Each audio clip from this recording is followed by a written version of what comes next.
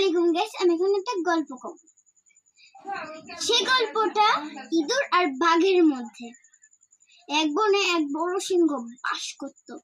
একদিন সে গভীর ঘুম, তখন তার পাশে একটি ছোট ইঁদুর খেলা করছিল। সে সিংহের বলো কোন জায়গায় ঢুকে গেছে? নাকের ভিতর।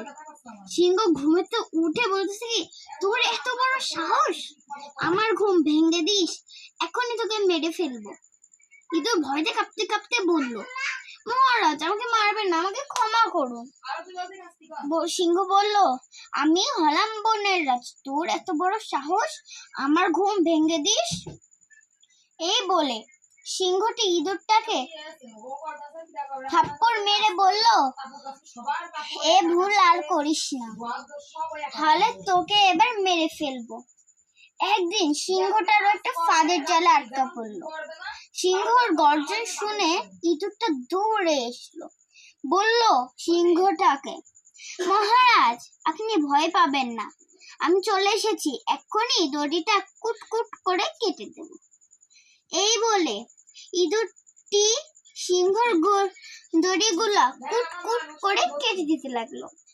সিংহটি মুক্ত হলো, আর ইঁদুর আর সিংহ ভালো একটা বন্ধু হয়ে গেল।